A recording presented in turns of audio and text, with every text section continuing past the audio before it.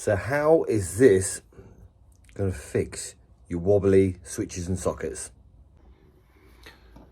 There we go, we've got a switch here that's wobbly.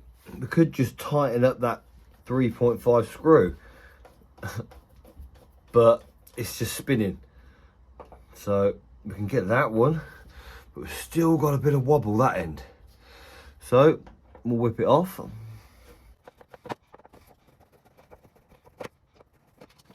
Unscrew this one as well. This is the culprit that's given us the problem with the wobbly switch. Right. So we need to fix that lug. Get this and just re-thread it. All you need to do is twist it nice and gently, and the threads on the actual screw will be made fresh. You can get it all the way in. It's just nice to get it all the way through, because then you can see, you see on the end there, it's cutting a new thread. Basically from where the thread was damaged on the lug, you're cutting a new one. And if you got this off, I always think you might as well do the other one as well, just to make sure it's clean and it goes in nice and tight. So that's the plan there.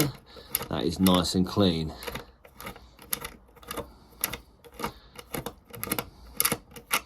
So that, it just cuts a new thread. Get yourself some new screws. Should be able to see them in there to get it started. Look at that, it's going in nicely. And then this one, get it started with your fingers.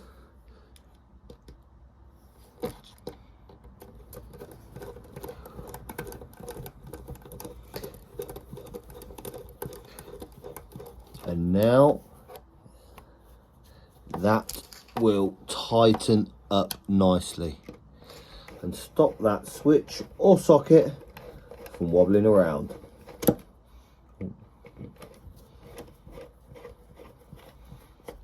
Nice and tight.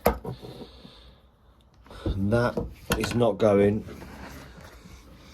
anywhere.